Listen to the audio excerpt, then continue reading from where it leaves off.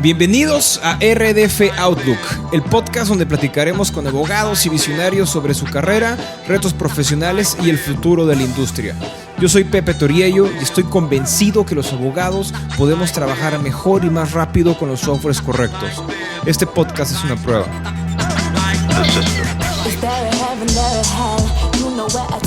Estamos a 6 de mayo del 2020. Ya llevo más de un mes aquí en mi tierra. Tenía desde que salí de la prepa, yo creo que no pasaba tanto tiempo tan seguido aquí en Tapachula. Y te soy sincero, sí extraño mucho el DF porque es una ciudad que me encanta. Pero estar de vuelta aquí en mi pueblo, en Tapachula, donde crecí, y de compartir tanto tiempo con mi familia en estos días, la verdad es que ha sido muy padre. Y bueno, también por el lado de la chamba es, pues bueno, en red de firmas, todo lo que hacemos, como todo nuestro trabajo es online, podemos trabajar igual aquí como en cualquier otro lado. Y nuestro equipo, la verdad es que tenemos la gran suerte de contar con un equipo excelente que nos ayuda siempre a poder atender a todos nuestros clientes en tiempo y forma. Y bueno, esto también nos ayudó mucho ahora que tenemos que estar en cuarentena porque podemos mantener el mismo ritmo. Y el tema de este episodio de RDF Outlook va a ser un poco diferente de los últimos que hemos grabado. Y muy raras veces opino sobre temas políticos porque siempre he respetado las diferentes opiniones y la verdad es que no me gusta andar agarrando pleito porque esa es la verdad, ¿no? Siempre todo ese tipo de discusiones terminan en pleito cuando hay dos opiniones encontradas. Cuando hay gente que le va a un partido y hay otra que le va al otro, siempre acaba en pleito. Pero lo que está pasando hoy en el país parece que estuviéramos en una película, o más bien, en una caricatura. Está bien la bandera de la no corrupción y de ayudar a los más necesitados, pero tampoco se vale hacer pedazos la economía y destruir la confianza de inversionistas extranjeros que tanto costó en ganar. Platicamos con Francisco Torres Landa. Paco es socio de Hogan Lovells y un abogado que la verdad admiro mucho desde el punto de vista profesional como de persona. Paco dirige el área de M&A del despacho y algo que me dejó pensando en esta entrevista fue: ¿qué le dices a una empresa extranjera que estaba pensando en invertir en México cuando te pide tu opinión profesional? Pues no le puedes decir mentiras, ¿no? O sea, llevo mucho ruido con lo de Texcoco, con los aeropuertos, Santa Lucía, pero lo que pasó con la planta de Constellation en Mexicali después de la inversión que ya la habían gastado es increíble. Y lo peor de todo es que el fundamento fue una consulta popular sin pies ni cabeza y así está muy difícil promocionar el país. En fin, esta fue nuestra entrevista con Paco Torres Landa. Bueno, Paco, pues bienvenido y mil gracias nuevamente por aceptar nuestra invitación. Gracias a ti, Pepe. Encantado de estar contigo y con tu importante audiencia.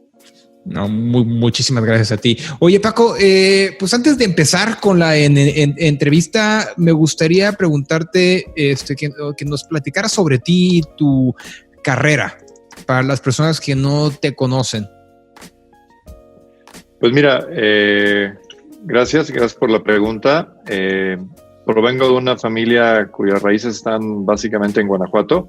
Sí. Yo de hecho nací en Guanajuato y a edad muy temprana mi padre regresó, digamos, o vino a México a trabajar y entonces yo obviamente vine como parte del equipaje a los 6 años. A partir de los 6 años llegué aquí a la Ciudad de México y entonces soy chilango por adopción, pero insisto, de origen guanajuatense y también tengo una buena parte de mi familia en Querétaro. Entonces en el Bajío tenemos unas fuertes raíces, pero repito, yo me crié y estudié primaria, secundaria, preparatoria y la universidad aquí afortunadamente en la Ciudad de México. Buenísimo. Estudiaste en la UNAM, ¿no? La carrera. Así es. Soy orgullosamente universitario en CEU. Ahí estudié de 1983-84, que es cuando inicia ese periodo. Sí. Y me recibo y termino en 1988, lo cual me hace la tercera generación en mi familia que somos universitarios. Mi abuelo, mi papá y varios de mis tíos y en este caso tu servidor, orgullosos universitarios. Y yo desde chiquito veía el título universitario tanto de mi abuelo como de mi papá yo soñaba con tener uno como esos, ¿no? Y ya sabías para dónde.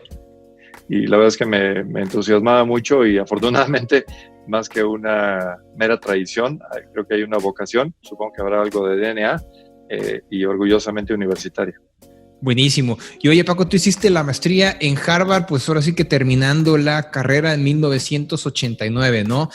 Justo en la época de oro de Chicago, Bobby Brown, de Poison. ¿Qué fue lo que más te gustó de ese año de LLM?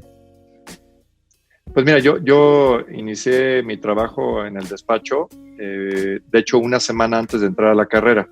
Entonces, sí, para cuando me recibí, yo ya llevaba justamente 5 años en la oficina, entonces Barreras, Siqueiros y Torres Landa, y veía que justamente por la vocación de nuestros clientes, por lo que hacíamos para ellos, el tener la experiencia internacional se convertiría en un atributo, en un activo importante si queríamos efectivamente estar en el liderazgo y al frente de los acontecimientos. Entonces, con esa visión es que justamente antes de concluir la carrera, pues empieza uno el proceso para auscultar dónde cursar los estudios de maestría y pues teníamos ahí un par de prioridades, Harvard siendo una de ellas. Sí, bueno. Afortunadamente, en su momento hicimos, supongo que un buen papel de organizar las solicitudes. Ahorita a lo mejor la gente no se acordará de eso, pero todo era de papel, sí, todo era por teléfono. Había que poner las fotografías con PRIT y todo manualito, ¿no? Yo siento que fue ayer, pero pues parecería ser que hubiera sido sí fue hace un siglo, el siglo pasado, pero había todavía como que, pues toda una parte de esta manualidad, ¿no? Claro. Y de repente, pues también estaba el tema de que tú medías más o menos los tiempos y como sucedía, insisto, en el viejo mundo, ¿no? Esperar el correo. Entonces llegaban las cartas y a ver si llegaba la famosa admisión, ¿no? Y, afortunadamente solicité admisión, no se dice aplicar, solicité admisión a varias universidades, ¿no? Porque no te la puedes jugar a una sola. Y afortunadamente la primera que llegó fue justamente la de Harvard.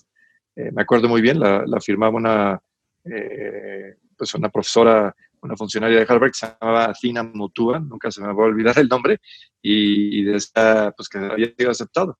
Y la verdad es que fue uno de los días más felices de mi vida. Obviamente la carta hasta la tengo muy bien guardada y pues eso abrió la posibilidad de que efectivamente en el verano de 89 nos aprestamos para viajar a Boston y estar allá un año para cursar el LLM. Y durante ese LLM, ¿cuál crees que ha sido, o sea, tu enseñanza más grande? O sea, ¿tú por qué le recomendarías a un asociado que esté ahorita haciendo su investigación para saber, pues, que si se revienta su LLM o hacia dónde estudiar? ¿Tú qué crees que ha sido la enseñanza más grande que tuviste durante este año? Buena pregunta. Te diría que es una experiencia polifacética, porque lo sencillo sería decir que pues, tomé buenas materias, aprendí cuestiones técnicas y salí más capacitado de cuando entré. Eso puede ser cierto, pero me parece que la experiencia es mucho más importante que eso o tiene un aspecto holístico, ¿no? Desde el tema de, obviamente, salir del país, abrir espacios a encontrar otras culturas, otros idiomas, otras tradiciones jurídicas. En nuestra clase, por ejemplo, éramos más o menos como 110 estudiantes del LLM y estábamos representados 52 países. Entonces, tú te imaginarás que estar en convivencia cercana, plena, intensa, con 52 nacionalidades, pues la verdad es que te abre un panorama muy importante desde entender la historia, las tradiciones, las distintas formas de ver la vida, la historia, etcétera. O sea, había discusiones fascinantes prácticamente diario, amén de que tenías obviamente la carga académica que no era menor. Acostumbrados a un sistema, digamos, más, voy a llamarle machetero, ¿no? Sí. Y más, claro, digamos, de rutina en México. Allá te abres a un sistema que se denomina como socrático, ¿no? Claro. En el cual es un tema de, pues, estudiar casos, encontrar cuál es el raciocinio o las partes principales e ir a las clases a discutir y a sostener cuáles son aquellas cuestiones de más sustancia y de más importancia de por qué un caso se resolvió de cierta manera o por qué es importante determinada teoría jurídica, etcétera. Y digamos que las horas de clase no eran tantas, pero por cada hora de clase yo calculaba más o menos que fuera de clase tenías que dedicar entre unas 3 o 4 horas, tanto las lecturas previas como después las notas y las conclusiones después de la clase, porque por lo mismo de que estás interactuando, pues tus notas a lo mejor eran telegramas que después había que perfilar bien para llevar la secuela de la materia. Entonces la verdad es que una experiencia muy, muy intensa, y lo que pasa es que el LLM normalmente es de un año, que por el número de materias podría ser, pero además de eso tienes que hacer una tesina. Entonces fácilmente claro, el LLM podría ser de 2 años y tener un poquito más de espacio para el estudio y la tesina, pero son programas de un año, entonces es un año francamente sumamente intenso, ¿no? Otra parte del aprendizaje es que pues, aprendes a lavar, a cocinar, a planchar, a limpiar tu cuarto, etcétera, que parece ser algo menor, pero ahorita en la pandemia es bastante útil. Estoy recogiendo todos esos conocimientos previos y ponerlos, digamos, a funcionar.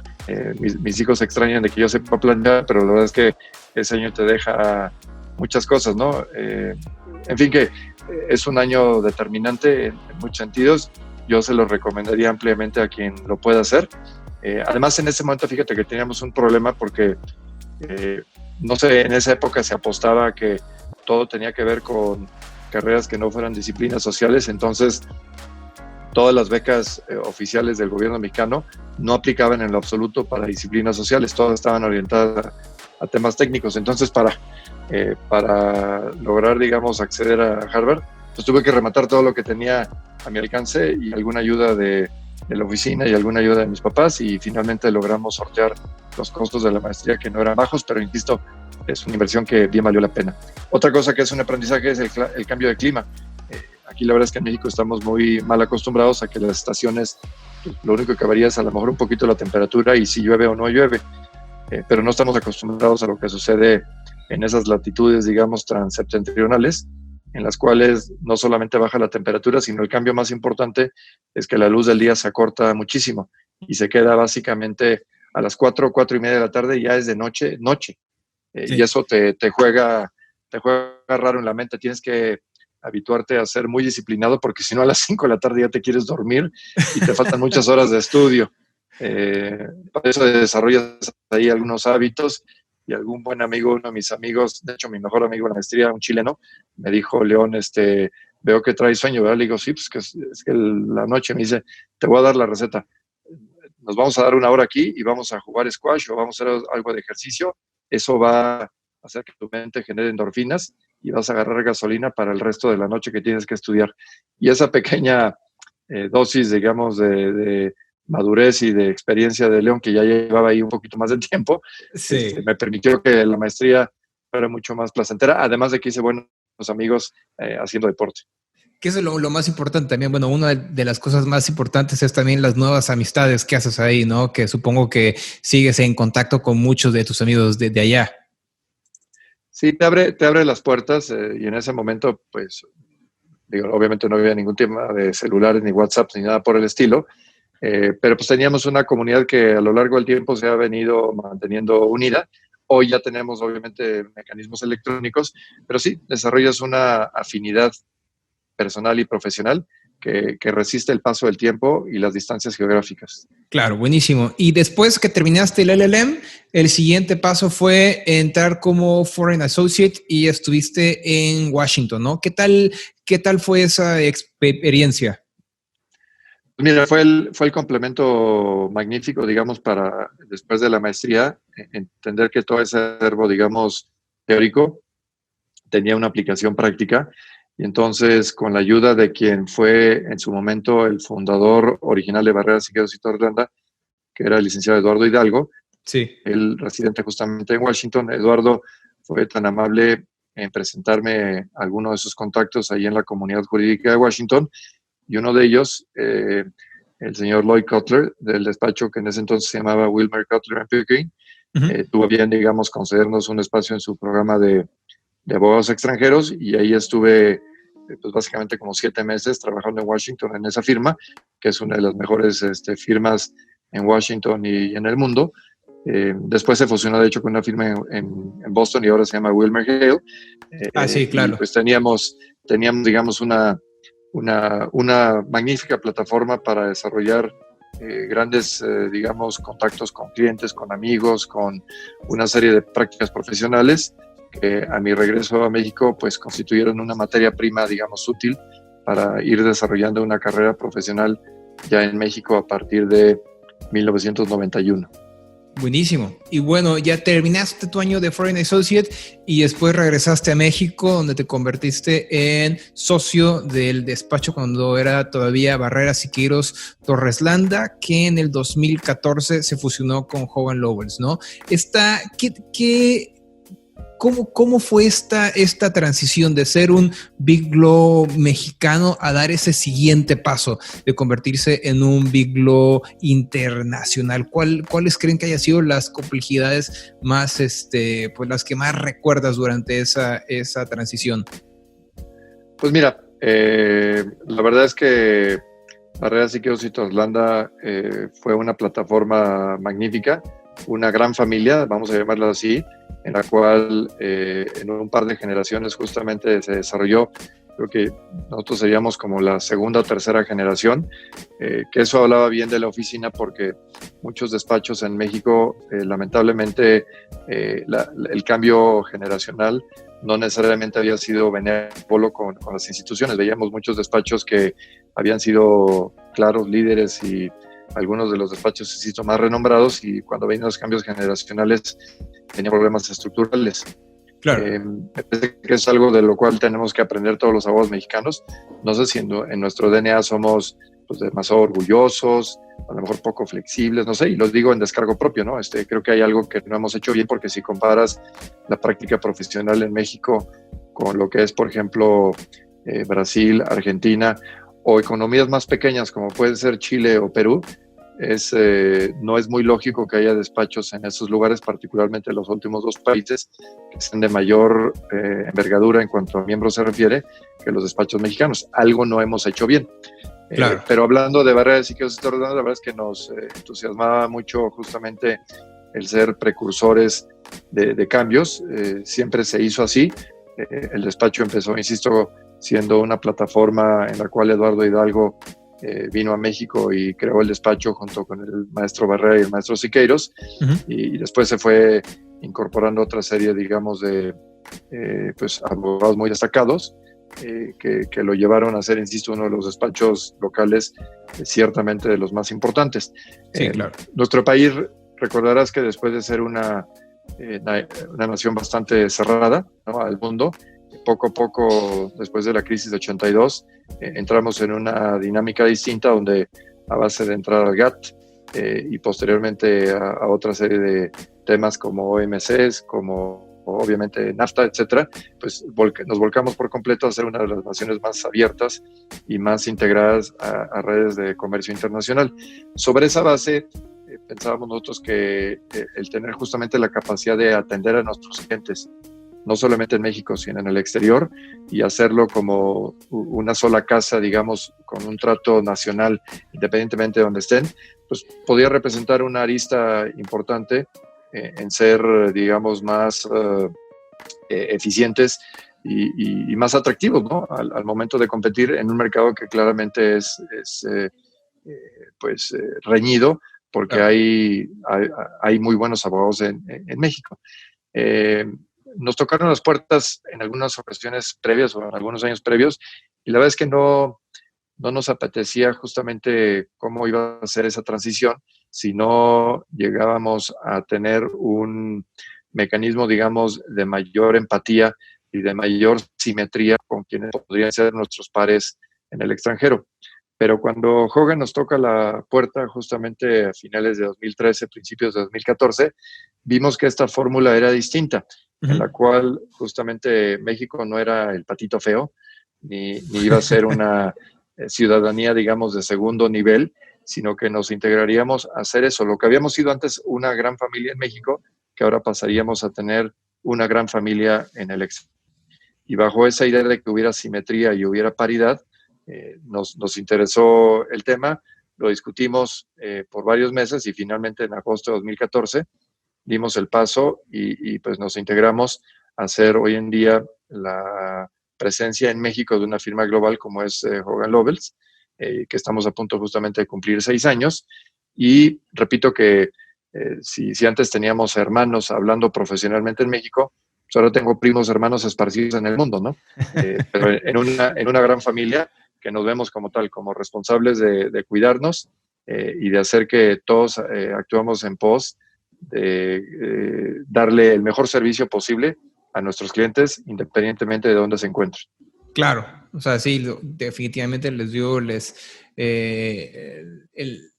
alcance que les dio esta fusión. La verdad es que a mí se me hizo una idea, pues una decisión muy inteligente y la verdad es que pues yo los admiro mucho con todo lo que han hecho. Y bueno, Paco, ahora sí que yéndonos a la parte interesante de esta entrevista, y algo que siempre he admirado de ti es que eres muy objetivo en todas tus opiniones y no te quedas con los brazos cruzados. Y hoy en día en el país estamos metidos en un verdadero relajo. O sea, hay una crisis económica global, le sumas la pandemia, se detuvo el mundo completo y nuestro gobierno sigue tomando muy malas decisiones sobre cómo gastar el dinero que hay disponible, ¿no? Y hay una frase que me gustó mucho que escribiste hace poco en LinkedIn, que decías, el gobierno vive en una economía de su propia invención, la economía de presupuestolandia. Y bueno, aún faltan 4 años de gobierno. ¿Qué es lo que más te preocupa? Sé que tenemos minutos, no horas, para decirte todo lo que me preocupa, pero te diría que en resumidas cuentas hay varios temas que efectivamente me preocupan y más bien me ocupan, o me gustaría que varios nos ocupáramos de ello. Y son varios temas. Hablando, digamos, del tema jurídico, hay un tema que es fundamental, que es defender el Estado de Derecho, ¿no? Y la defensa abierta, y yo diría permanente, de lo que son libertades, instituciones y el propio Estado de Derecho. Me parece que en esas 3 columnas vertebrales descansa en gran medida el futuro del país, y hoy yo veo que esas 3 columnas están y han sido seriamente amenazadas por lo que se ha venido suscitando en el país. Las libertades se han venido cortando, las instituciones se han venido diluyendo, diezmando, desmantelando en gran medida, ¿no? Y el Estado de Derecho igualmente se ve seriamente violentado porque no se respeta la división de poderes, a la delincuencia organizada se le deja a que esté a diestra y siniestra haciendo básicamente lo que quiera. Hoy en día, por ejemplo, repartiendo despensas, que parecería ser un tema menor, es un tema muy importante el hecho de que haya un desplazamiento del Estado, incluyendo a la luz del día y a ojo de todas las autoridades, repartiendo despensas, como desplazando al Estado, que eso es lo que está realizando y lo hace, digamos, sin ningún tipo de represalia o sanción alguna, ¿no? Claro. Que vaya, si tú y yo nos pusiéramos a regalar ahorita cosas en la calle, no tendría nada de malo. Supongo que hablaríamos de solidaridad y altruismo, pero cuando sabes que lo hace la delincuencia organizada, lo que están haciendo simplemente es que están cooptando a la ciudadanía, y están cooptando o demostrando su poder frente a las autoridades, porque a sabiendas de que son delincuencia y que por lo tanto deberían ser siendo procesados, a la luz pública lo que hacen es que están simple y sencillamente retando a las autoridades y diciendo, aquí el que manda soy yo. Si a eso le agregas que en materia, pasando lo jurídico a lo económico, hemos cerrado, y digo hemos porque estamos en el país, ¿no? Hemos cerrado, por ejemplo, en apostar a una economía como es la de hidrocarburos, que ya fue superada por muchas otras cosas, energías renovables, tecnología, etcétera, y estamos depositando una cantidad irracional de recursos a una, insisto, una apuesta como tal, que es totalmente improductiva, que lo único que va a generar es un hoyo negro. Y acuérdate que en el tema, digamos, astronómico, el hoyo negro es una fuerza magnética, digamos, que es capaz de absorberlo todo lo que esté a su alcance, ¿no? Sí. Y lo que está pasando es eso, la apuesta del actual gobierno a petrolizar la economía, cuando habíamos dejado afortunadamente atrás eso ya hace muchos años, lo que está generando es un hoyo negro donde la capacidad de absorción de recursos y de problemas es infinita.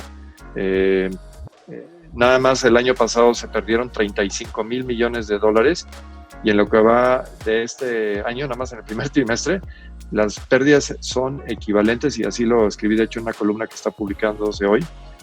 Las pérdidas son equivalentes a que si aquella referencia de aviones presidenciales era como el símbolo, digamos, de la opulencia y de los excesos, nada más en el primer trimestre perdimos el equivalente a 100 aviones, no 1, no 10, no 50, 100 aviones. O sea, a los mexicanos nos cuesta este capricho presidencial, el de hoy, 100 aviones de los que se criticaba constituían una opulencia, con una diferencia: esos 100 aviones ya se perdieron. O sea, son pérdidas. El otro por lo menos ahí está. Está sin usarse, está costándose una renta y mantenimiento brutal en California. Porque además yo digo, si en algún lugar pensaría yo que no hay que llevar el avión, es el lugar más caro de mantenimiento del mundo, y es California. Lo podrían haber llevado a Texas o a Alabama. No sé por qué lo llevaron a California, insisto que es el lugar más caro. Pero ni en eso toman decisiones, digamos, mesuradas, ¿no? Y entonces la economía ahorita pues va en una dinámica de destrucción absoluta, porque súmale la baja del petróleo, súmale una recesión que en nuestro país, los analistas ahorita, yo no soy economista, pero leo todos los días, sí, y los analistas están oscilando ya entre números que van desde, ya nadie se baja del 8%, algunos ya están más tendiendo, la tendencia, digamos, mayoritaria está sobre el 15 y 6%, ya hay algunos que se atreven a pensar que es de 20%.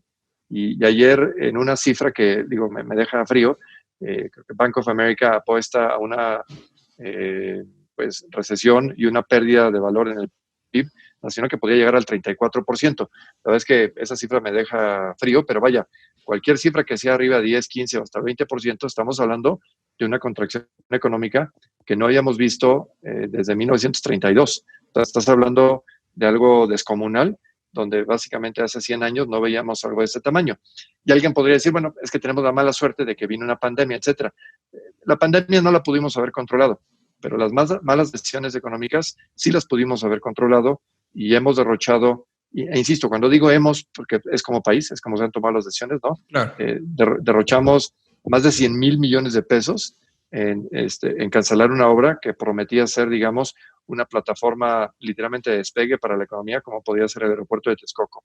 Si había efectivamente grandes problemas de corrupción, que de hecho se dijo que no había problemas de corrupción, pues entonces que se ataque a estos, pero no tenías por qué destrozar una obra y generar una obra alterna que se sabe desde ahora que desde el punto de vista aeronáutico es inviable. No puedes operar 3 aeropuertos tan cercanos y pensar que eso va a reunir requisitos de seguridad, y ya no digas de transporte o de modificación, digamos, o de reubicación de personas que tendríamos que movernos de un lugar a otro.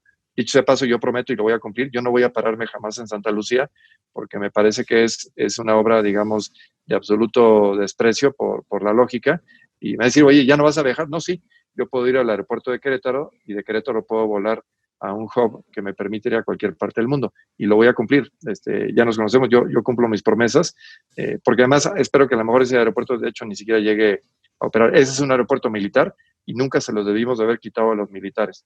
Con tristeza me encuentro que en 2017 nos gastamos 900 millones de pesos para habilitar la escuela de la Fuerza Aérea Mexicana, digamos lo que sería un orgullo, y las obras que nos costaron 900 millones de pesos en 2017 hoy están siendo derruidas. De ese tamaño es el capricho de lo que estamos viendo. Repito, ya no hablemos de Dos Bocas, como alguien dice, va a ser la primera refinería submarina en el mundo, porque está en una zona que se inunda por el mar, o sea, está en el peor lugar posible, pero no entiendo. Fíjate, ahí veíamos, creo que esto lo sacó alguno de los articulistas, no sé si fue Sarmiento o Zuckerman, que con el mismo dinero que se está comprando, o bueno, que se está haciendo, digamos, Dos Bocas, con eso mismo podríamos comprar una participación mayoritaria en Valeo, que es una compañía en Estados Unidos que ahorita está con problemas económicos. Nos haríamos de esa manera de 7 refinerías automáticamente, que tendrían capacidad de procesamiento de mucho más petróleo y de mucho más, digamos, gasolinas, si de eso se tratara. Lo que pasa es que el tema de refinería no es un negocio en el mundo, pero si quisieras, digamos, utilizar esos recursos, hay un mucho mejor destino en vez de gastarlo, insisto, en una zona pantanosa que se va a inundar, que no va a generar jamás un peso y que hoy en día ya está perdiendo dinero. Pues tendríamos que tomar decisiones más racionales.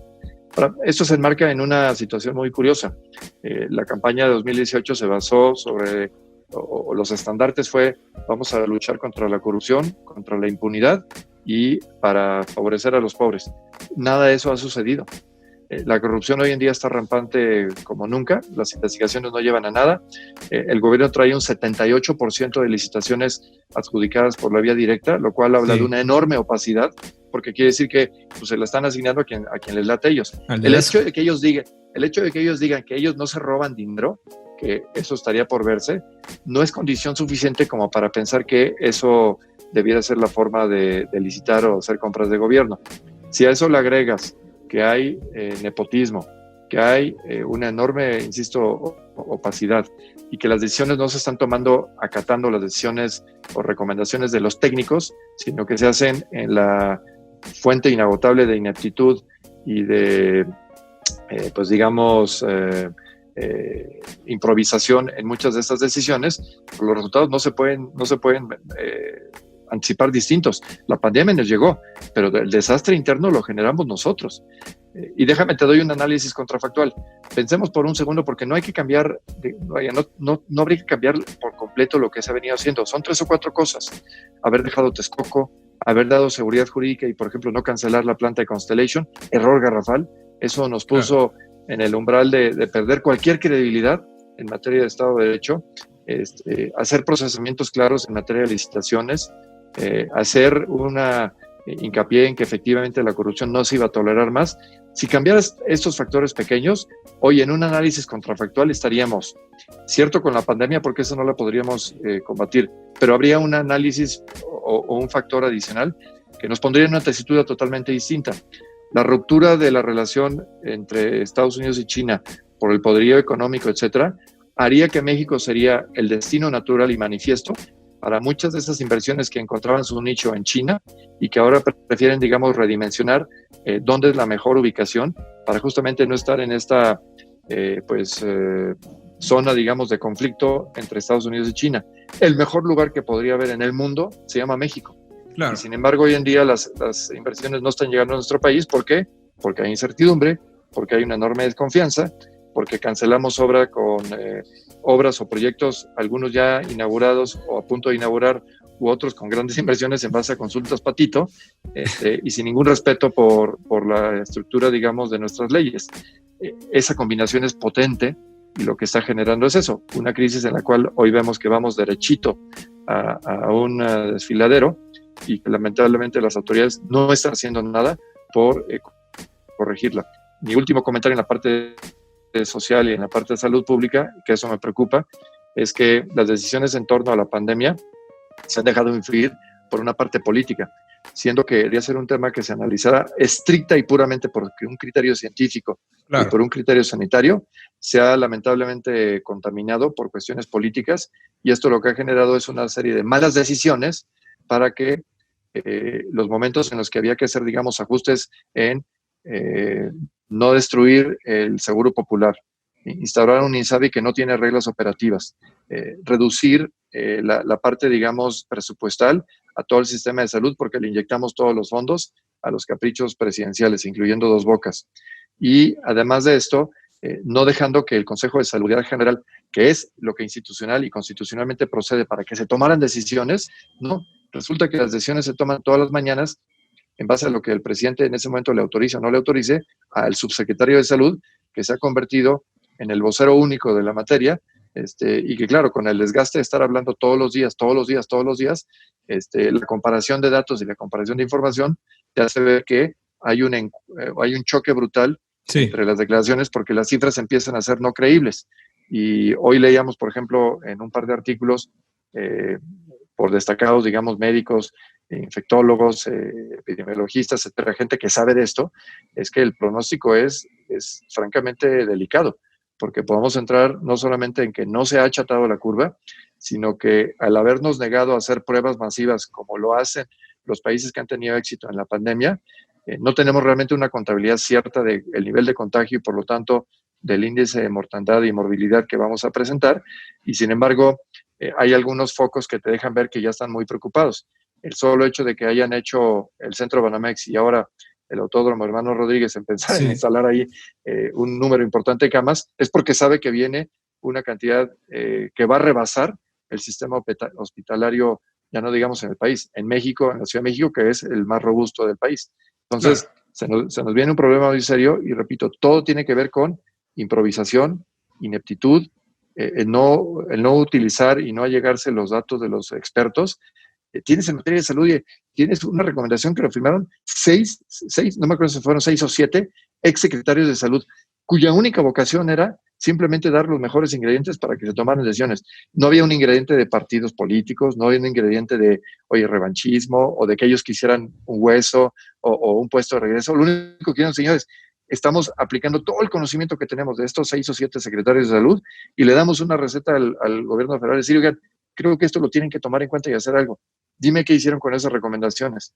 Nada, porque de esto de lo que se trata es que solamente lo que nosotros decimos y lo que nosotros hacemos es lo que realmente prevalece. Esa dinámica de estudio, de toma de decisiones y de implementación, lamentablemente, no van a traer cosas buenas para el país, ni en lo económico, ni en lo político, ni en lo social, y claramente no en lo de salud. Y nada me gustaría más que tú y yo estuviéramos hablando en 6 meses y decirte, me equivoqué, todo esto fue una advertencia que realmente no se materializó. Pero la verdad es que no lo creo así. Yo creo que el diagnóstico, que no es solamente mío, evidentemente, sino de muchas personas con las cuales compartimos espacios y con las cuales hemos tenido muchos ires y venires en todos estos temas, no me dejan duda de que viene una época muy complicada, pero que es mucho más complicada en base a los desaciertos y la cerrazón con la que nuestras autoridades se han venido conduciendo. Claro, y también esto está generando una falta de confianza de empresas en términos de inversión extranjera, ¿no? Oye, Paco, y tú que trabajas con empresas enormes, por ejemplo, Procter & Gamble en temas de bienes de consumo o las empresas en temas de energías renovables que también le han estado pegando duro, ¿qué te han dicho? ¿Cuáles crees que sean sus principales preocupaciones? Pues mira, creo que obviamente el tema de que primero que nada es obviamente este tema de que haya una falta de seguimiento en materia de Estado de Derecho y de certidumbre. O sea, el hecho de que se puedan desconocer los proyectos, de que autorizaciones emitidas se puedan sujetar a un escrutinio, entre comillas, popular, que venga un cuestionamiento incluso de si la independencia del Poder Judicial hoy sigue siendo vigente o no. Esos ingredientes combinados sí marcan un derrotero importante en la determinación final de los inversionistas. Y repito, claro, tú y yo hoy deberíamos estar hablando de que estuviéramos inundados de inversiones ante lo problemático e incierto que resulta, digamos, el futuro inmediato en China. Y sin embargo, no estamos hablando de eso, estamos hablando de un escenario totalmente distinto. Y cuando platicas, digamos, con los inversionistas, te dicen, mira, México tiene un mercado interno sumamente atractivo, tienes una red de tratados internacionales realmente envidiables, tienen una situación geográfica prácticamente única en el mundo, o sea, tienen 3,000 kilómetros de frontera con el mercado unitario más grande del mundo. Cualquier país del mundo tendría, digamos, el mejor deseo ya no de tener 3,000 kilómetros, con que les diéramos 5 o 10 kilómetros, harían de eso una potencia económica, ¿no? Nosotros tenemos 3,000 kilómetros y sin embargo, pues no, nada de eso sucede. ¿Por qué? Porque no damos certidumbre, porque no damos confianza de que efectivamente las cosas, una vez que se aprueban, una vez que quedan autorizadas, una vez que las autorizaciones en materia ambiental, en materia presupuestal, etcétera, han quedado resueltas, eso ya no es condición para que el proyecto viva, porque se han dado muestras una y otra vez, y repito, el ejemplo de Constellation es brutal. Y cuando nos dan ese ejemplo, la verdad es que yo soy un enamorado de mi país, soy un apasionado de justamente propiciar que haya la mayor cantidad de inversiones, independientemente de que ese es mi trabajo. Pues qué más satisfactorio que ver una planta que se crea, que generas empleos permanentes, que generas empleos temporales en la construcción. La verdad es que es algo muy gratificante, insisto, independientemente de que sea nuestro trabajo. Pero cuando tienes un ejemplo como el de Mexicali, la verdad es que los argumentos que tengamos para convencer a los inversionistas se diluyen muchísimo. y dicen que no hay que hablar mal del camello, ¿no? Hay que procurar que uno camine para que el país logre los mejores resultados posibles, pero así no nos ayudan, así nos hacen la vida mucho más complicada y nuestra capacidad de promoción se ha venido lesionando crecientemente. Y repito, si Texcoco había sido malo, si la decisión de Santa Lucía y Dos Bocas había sido pues bastante cuestionable, Mexicali le puso el último clavo al ataúd. Reponernos de eso nos va a costar mucho tiempo y quizá tendríamos que tener una nueva generación de abogados que vieran un país en el cual realmente vivimos un Estado de Derecho y que la clase política se dedique, si lo que quieren es proteger a los más abandonados, si realmente van primero los pobres, por favor que no nos digan que el crecimiento no es importante y que el desarrollo es intrascendente. No, señores, la única forma de que haya más y mejores bienes y servicios, que haya mejores casas, que haya mejores universidades, que haya mejores vías de comunicación, etcétera, es generando un potencial económico. Y eso se genera con inversiones y eso se genera con capacidad contributiva y con capacidad recaudatoria, etcétera. Estamos literalmente destrozando algo que podría ser una historia de éxito. Y creo que lo vamos a aprender realmente por la mala, porque va a venir, ya lo dijimos hace unos minutos, una recesión brutal con una caída del PIB no vista en casi 100 años y espero que no venga un componente de disrupción social, pero me preocupa estos aunados a la delincuencia organizada y a una incapacidad estatal de brindar la menor de las seguridades, ni pública, ni jurídica, ni nacional. Realmente veo una tormenta enfrente de nosotros y no traemos los vehículos o las naves para resistir y salir sin lesiones importantes. Claro. Y bueno, y algo que también se ha viralizado, no solamente en las redes, en televisiones y en todos lados, es esta rebelión de los gobernadores de la oposición y del posible rompimiento del pacto federal. ¿Tú qué opinas de este movimiento que se está organizando por los gobiernos de oposición? ¿Si es viable o cuáles serían las consecuencias si esto se pudiera llevar a cabo? Mira, hay una parte que creo que no es viable y otra que si fuera viable sería muy preocupante. Normalmente se ha hablado de dos cosas. Uno, lo que sería, digamos, el rompimiento del pacto fiscal, Sí. que se refiere justamente al hecho de que desde 1977 hay una ley de coordinación fiscal que en lo que se traduce es que la federación, digamos, recauda a nivel nacional y en base a esa recaudación a nivel nacional reparte por el ramo 33, ¿no?, recursos a los distintos estados, logrando una especie como de equilibrio entre dispares, porque obviamente hay estados que requieren más apoyo y que no recaudan tanto y viceversa. Entonces, sí, se hace una situación ahí de cierta equidad, ¿no?, entre los distintos miembros, vamos a llamarlo, de esta familia, ¿no?, en las cuales hay 32 miembros de esta familia, o 33 si consideras la federación, y pues hacen una distribución entre ellos. Ahora, en fechas recientes, justamente, particularmente los gobiernos estatales del norte, que son los que tradicionalmente generan más riqueza, sí, y quizá no reciben la parte proporcional porque hay que subsidiar a los hermanos, digamos, que no tienen tanta capacidad económica, ahora se quejan. Pero fíjate que no se quejan porque el hecho de esa disparidad, y eso es importante, hay que señalarlo, de lo que se quejan es porque han sido maltratados por la federación y porque no es tanto el monto en sí, sino que las prioridades a las que se han venido asignando las partidas no corresponden a las necesidades de la población. Y entonces así, por ejemplo, dicen, oye, ¿cómo es posible que se le siga abonando dinero a Pemex y a Dos Bocas cuando tenemos en este momento una emergencia sanitaria? ¿Cómo es posible que se siga destruyendo valor en la capacidad aeroportuaria de la Ciudad de México y en lugar de eso no tenemos recursos para infraestructura propia o para atender, digamos, las cuestiones básicas de seguridad y justicia? Un dato, por ejemplo, ejemplar es que dicen por ahí que donde no hay dinero no hay amor, y eso que puede ser aplicable, digamos, a una faceta, digamos, de novios o esposos en la casa, también es cierto en materia nacional, y me voy a explicar. Cuando tú dices que las prioridades del Estado son, por ejemplo, salud y seguridad y justicia, eso se tendría que traducir en que las partidas presupuestales comparadas un año contra el otro, si mi premisa es real, yo lo que tendría que haber hecho es haber incrementado justamente las prerrogativas económicas. Cuando analizas los decretos del presupuesto de egresos de la Federación, comparas 2018 con 2019 y ahora 2020, resulta que esas partidas se van reduciendo. Entonces, nadie nos puede decir que realmente la apuesta y la prioridad del Estado es en materia de salud y de seguridad y justicia, si las partidas presupuestales para esos fines se han venido reduciendo. Eso es totalmente inexacto, por no decir que mentiroso o falaz.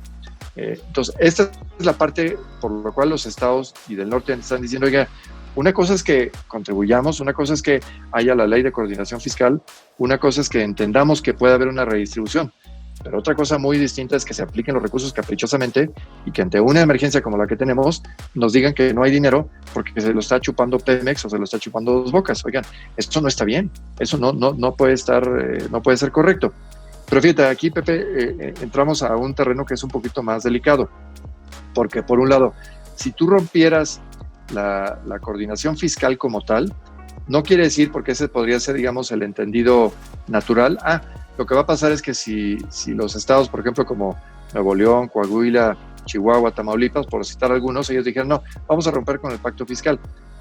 No querría decir eso, que ellos se quedarían con la parte del impuesto de la renta federal y ellos lo administrarían localmente. No sucede así porque ese impuesto es federal. La recaudación tendría que seguirla haciendo el SAT federal. Lo que ellos tendrían que hacer en ese momento es, tendrían que generar sus propios impuestos estatales, generar una recaudación estatal y no compartir esa distribución o ese ingreso estatal con la federación. En eso se traduce. Pero lo que pasa es que esa, digamos, remoción o ese distanciamiento para efectos fiscales no se puede hacer de un día para otro, porque esto requería una planeación mucho más extensa, mucho más amplia, que también hay que decirlo, los estados han sido perezosos en recaudar, por ejemplo, el impuesto más importante que ellos podrían recaudar y que no lo hacen casi nadie, es el impuesto predial. Sí. Hacen algo de nóminas, pero la verdad es que es poco, y el impuesto más importante que podrían recaudar, que no lo hacen, es el impuesto predial. Entonces ahí los estados tienen también un ángulo muy importante de crítica y de propuesta si quieren hacer algo. Pero la otra parte que es más delicada, si quieres tú, de estas discusiones sobre el rompimiento del pacto, es cuando no estás hablando del pacto fiscal, sino cuando estás hablando del pacto federal y presumiblemente alguien estaría diciendo de una secesión, como si el país se partiera entre los que serían, digamos, los adeptos a decir, ¿saben qué? Ya no nos comunicamos, no nos entendemos con el centro del país y pues preferimos independizarnos y generar una nación independiente. Eso que creo que no lo han dicho todavía con todas sus letras, aunque al parecer en corto han venido diciendo que hasta eso podría llegar, pues eso te presentaría un escenario obviamente mucho más delicado, porque eso sí rompería no solamente con la nación, sino nos generaría un desequilibrio y una serie de problemas enormes en una época en la que justamente nosotros hemos venido criticando, y creo que con justa razón, de que, por ejemplo, los movimientos independentistas en España sí. Son ilógicos, anacrónicos, económicamente inviables, etcétera. Pues todo eso que habíamos dicho respecto a Cataluña es perfectamente aplicable en nuestro país. Ahí los perdedores seríamos todos perderíamos con esta dinámica, pero volvemos al mismo tema, y perdón que sea disco rayado, pero esos temas se están poniendo sobre la palestra y están generándose justamente en esta circunstancia en la cual se ve que el gobierno no tiene un rumbo, que el gobierno se dicta por caprichos y que no hay una conducción sana ni de la política, ni de la economía, ni de social, ni salud, etcétera. Es ese ingrediente de incertidumbre que está impactando al gobierno estatal, que está impactando a los inversionistas, que está impactando obviamente a la población, que al final del día nos va a llevar, insisto, a un tema mucho más delicado. Creo que ayer o antier, ya no sé qué día, yo no veo las mañaneras, pero me llegan los resúmenes. Entiendo que el presidente dijo que ya veía una luz al final del túnel. Me parece que vio una locomotora en sentido contrario. No viene la luz en el sentido de que hay un sol saliendo del túnel. Viene una locomotora en sentido contrario y viene con gran fuerza. Entonces, más vale que hagamos algo para evitar esa colisión. Lo que se está haciendo hoy en día es exactamente lo contrario, y eso explica que políticamente hay estos pronunciamientos de los gobiernos estatales que nunca, en lo que yo recuerdo, desde que yo tengo uso de razón, jamás había habido una falta. Ha habido muchísimos errores en la clase política mexicana, particularmente una corrupción descomunal en el último sexenio, pero siempre había habido una dosis de oficio político y de disciplina política. Y hoy hasta eso se está perdiendo. Claro. Y bueno, Paco, para cerrar, ¿cuál sería la recomendación más importante que le darías a empresarios para poderse proteger de estas ocurrencias de la 4T? Pues mira, creo que te diría que uno es que hay que dejar de preocuparnos y hay que ocuparnos. Hay que dejar de simplemente ver un incendio y pensar que no hay nada que hacer. Justamente en la columna que publico hoy, hablo de que todos nos debemos de volver bomberos y que todos tenemos que tomar un balde de agua, ¿no? Una cubeta de agua. Parecería ser que una cubeta de agua es intrascendente, pero si sumamos muchísimas cubetas de agua, el volumen de agua que podemos mover y nuestra capacidad para apagar ese incendio y generar mejores condiciones antes de que el fuego lo arrase todo, es significativamente poderosa. Y entonces así puedo, digamos, celebrar el hecho de que finalmente parece ser que después de haberse denigrado el 12 de febrero, al haber ido a cenar tamales en Palacio Nacional, parece ser que la cúpula empresarial, insisto, parece ser que ya finalmente despertó y que están viendo cómo ellos actúan y no dependen del gobierno. El Consejo Mexicano de Negocios logró un acuerdo importante con el BID para generar un esquema de un factoraje express, digamos, sí, para que hubiera flujo en la economía. Bien hecho. El Banco de México va a inyectar recursos que el gobierno federal no está dispuesto a hacer. Bien hecho por el Banco de México. El CCE tuvo la semana pasada una serie de paneles, entrevistas y posicionamientos, y mañana justamente va a haber una especie de resumen y de tratar de lograr empatías e ir para adelante. Bien hecho. Tenemos que también asegurarnos que adoptemos a mexicanos que no están en condiciones de librar bien esta crisis. Me refiero al bolero, me refiero al peluquero, me refiero a las personas que están ayudándonos en la casa, me refiero a cualquier persona que esté a nuestro alcance. Hay que asegurar que tengan los insumos para salir adelante y no tener que recurrir a la delincuencia para ello. Tenemos que fortalecer a los pequeños y medianos empresarios. Tenemos que asegurarnos que haya redes, digamos, de soporte para que los bienes y servicios que ellos normalmente ofrecían en la calle, haya una forma de subvencionarlos para que vía, pues no sé, plataformas digitales, para que vía servicios de entrega en casa o de cualquier otra forma, nos seamos solidarios y copartícipes de una red de rescate nacional que evite el colapso de esta, digamos, economía, de la cual proviene ni más ni menos el 90% del empleo en México. O sea, no es una cosa menor. El 90% de los empleos en México provienen más o menos de 4.5 millones de pequeñas, micros y medianas empresas que hoy en día están totalmente desamparadas por los proyectos de gobierno, porque esos nada más tienen un sesgo electoral y que apenas estos esfuerzos empresariales, etcétera, van a tener alguna incidencia. Si no nos apuramos a que esto tenga una red de protección más amplia, las cosas se pueden salir de control. Entonces, ¿qué pueden hacer los empresarios? Pueden hacer muchas de estas cosas, insisto, y ponerse las pilas y salir adelante. Donde ellos requieren apoyo, tocar las puertas para llegarse. Y donde ellos puedan dar apoyo y ser creativos, hacerlo lo más rápido posible para no estarse lamentando o lamiéndose las heridas, sino viendo de qué forma salimos con creatividad. Y te diría algo, si de esto salimos bien librados, y espero y estoy convencido de que así será el caso, lo dice algún refrán popular que lo que no mata fortalece. Si de esto la sociedad sale más unida, nos damos cuenta que el gobierno no es el todopoderoso, que la sociedad civil tiene mucho mayor injerencia en el destino del país y que finalmente podamos tener un efecto realmente de protección y de mayor exigencia y ser contestatarios, podemos dar un vuelco muy interesante a lo que es el destino del país y, entre otras cosas, hacer que cerremos un año donde este 2020 lo podamos enterrar como un año que, digamos, pues, no trajo nada bueno, pero tampoco nos dejó lesionados de por vida, y que entremos a un proceso democrático en 2021 donde la ciudadanía tome las riendas y propongamos cambios reales y profundos en cómo se toman las decisiones y quiénes deben tener acceso a los puestos de decisión. Salvo la presidencia y el Senado, prácticamente todos los demás puestos en el país están en juego en 2021 y por eso es no solamente la elección más importante desde el punto de vista de números, sino es quizá la elección más importante en la historia del país. Así es que de aquí a julio del año que viene tenemos muchísimo trabajo que hacer y la ciudadanía tiene que ser una fuerte energía de impulso para tener un mejor país. Cerraría diciendo además que el gremio de los abogados tenemos una enorme obligación.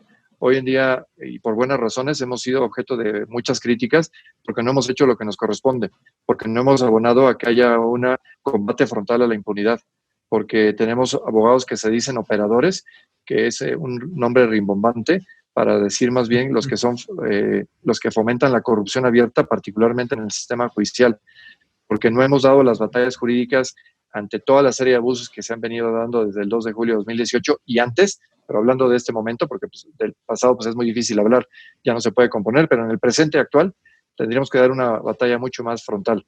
Hay esfuerzos encomiables, como es la Fundación, por ejemplo, de la Barra, que ha hecho muchas cosas y lo está haciendo bien, pero me parece que como gremio tendríamos que hacer eso y mucho más, porque el juicio histórico está encima para que realmente demos una idea de que en la abogacía se respira una inquebrantable voluntad por rescatar al país.